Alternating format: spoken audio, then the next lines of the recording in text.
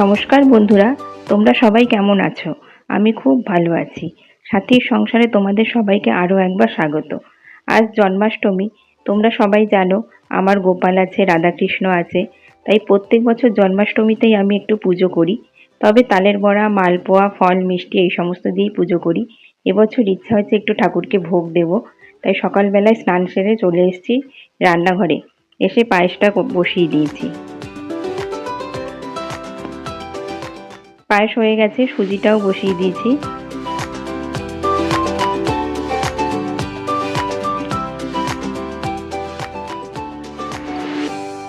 এদিকে আমার মেয়ে তালটা ঘষে দিচ্ছে। পুরো তালটাই ও ঘষে দিয়েছে, জানো তো। আমাদের বাড়ির এই একটা সুন্দর নিয়ম আছে। আমাদের কোনো অনুষ্ঠান হলে, অকেশন হলে আমরা সবাই হাতে হাতে কাজ করি। বাবা মানে আমার শ্বশুর মশাই পুরো নারকেলগুলো কুড়িয়ে দিয়েছে, ময়দাটা মেখে রেখেছে। সবাই মিলে একসঙ্গে কাজ করলে আনন্দও হয়, তারপর সময়ও কিছুটা বাঁচে। এছাড়া কারো একার উপর খাটনিও হয় না। নারকেলটা আমার পাক দেওয়া হয়ে গেছে, এবার নাড়ুটা করে নিচ্ছি আমি আর বাবা মিলে।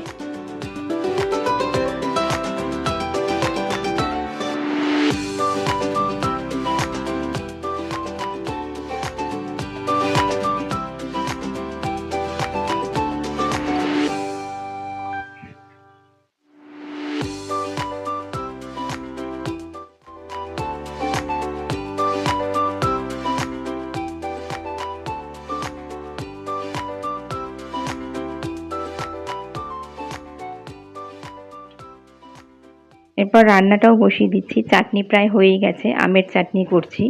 এরপর ভাজাগুলি ভেজে নেব। 5 রকম ভাজা ভাজবো। আলু ভাজবো, পটল ভাজবো, বেগুন ভাজবো, কুমড়ো ভাজবো আর কাঁকরোল ভাজবো।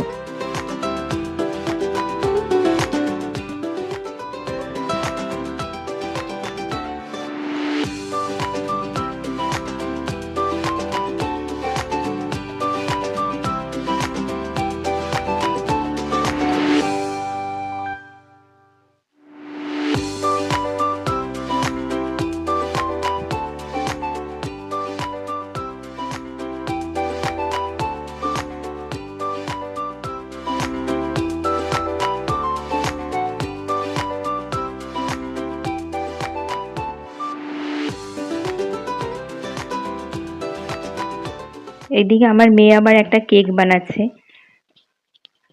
ও বলে গোপাল ছোট তো, তাই ওর জন্মদিন একটা কেক বানালেই হয়। এখন তো তাছাড়া দেখিও, জানো তো, সবাইকে গোপালকে কেক দেয়, ক্যাডবেরি দেয়। তাই ওরও ইচ্ছা হলো একটা কেক বানাবে। আমি বললাম তাহলে বানিয়ে দে। কেকটা কিন্তু ডিম ছাড়াই বানাচ্ছে। ব্যাস, আমার ভাজাগুলি সব হয়ে গেছে প্রায়। এবার আমি আলুর দমটা বসিয়ে দেবো।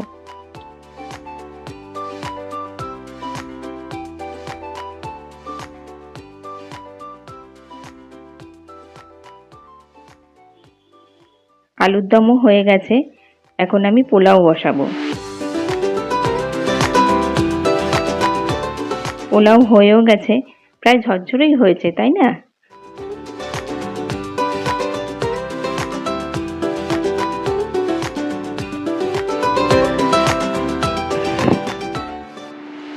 এখন আমি মালপোয়া ভাজবো। আমি সুজি, ময়দা, নারকোল, চিনি সব একসঙ্গে ভিজিয়ে রেখেছিলাম আগেই। এর মধ্যে একটু মৌরি আর গোলমরিচ দিয়েছি।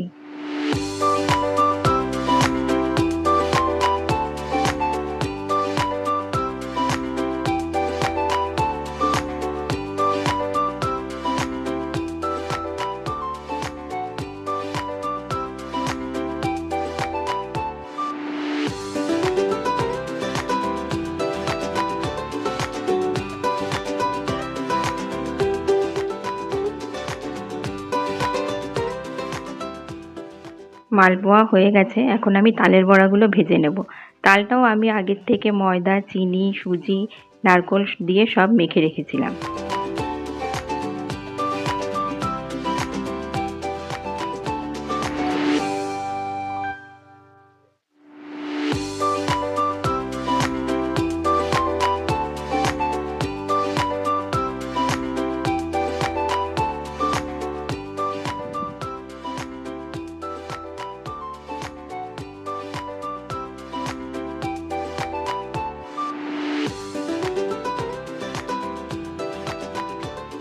হয়ে গেছে তালের বড়া। এখন আমি লুচি ভাজছি। লুচিটা আমার মেয়েই বেলে দিচ্ছে। বাহ, বেশ সুন্দর ফুলছে দেখো। মেয়ে কিন্তু অনেক কাজ শিখে গেছে। আমার রান্না বান্না সব হয়ে গেছে। এবার আমি যাব ঠাকুর ঘরে।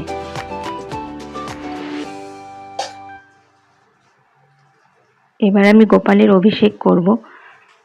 দই, দুধ, ঘি, মধু, গঙ্গাজল, তুলসী, ফুল, চন্দন, অগরু সবকিছু দিয়ে আমি গোপালের অভিষেক করছি। আমি শ্বশুরবাড়িতেই এসে কিন্তু এত কিছু নিয়ম শিখেছি। জানি না সব সঠিক হচ্ছে কিনা, তাও যেইটুকুনি শিখেছি এখানে এসেই শিখেছি।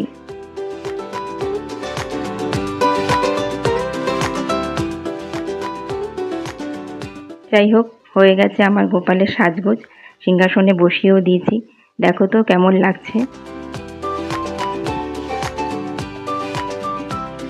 আমার ভোগ সাজানোও হয়ে গেছে। এবারে আমি পুজোয় বসবো।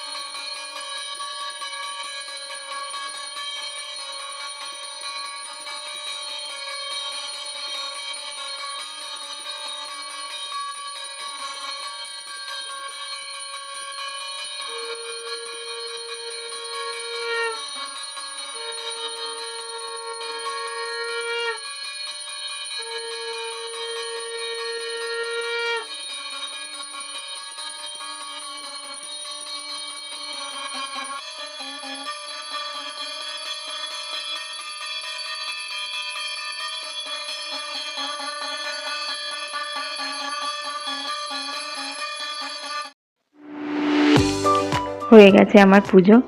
এবার কিছুক্ষণের জন্য আমরা বাইরে গিয়ে বসবো। গোপাল ততক্ষণ সেবা করে নেবে।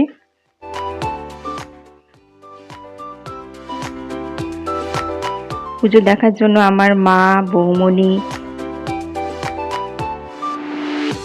আমার দাদার মেয়ে, দাদা সবাই এসছে। ওদেরকে বলেছিলাম পুজো দেখতে আসতে, ওরা সবাই এসছে। তাই আমরা সবাই মিলে এই ঘরে একটু গল্পগুজব করছি।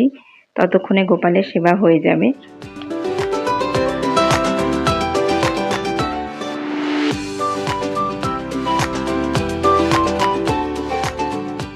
হয়ে গেছে। এবার আমরা সবাই প্রসাদ দেব। পাড়া প্রতিবেশীকেও একটু প্রসাদ দেব। বাবা, মা, দাদা, বৌদি সবাই এসছে, ওদেরকেও প্রসাদ দেব। তাহলে চলো ব্লগটা এখানেই শেষ করি। কেমন লাগলো আমার পুজো অবশ্যই জানাবে। ঠাকুরের কাছে প্রার্থনা করি সবাই যেন ভালো থাকে, সুস্থ থাকে, সুখে শান্তিতে থাকে।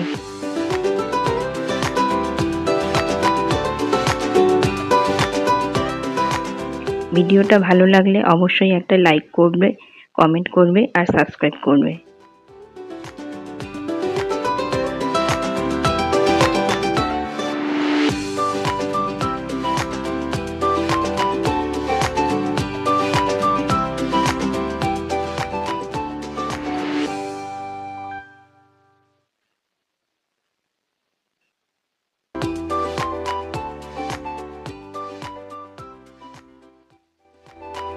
তাহলে চলো দেখা হবে পরবর্তী একটা ব্লগে।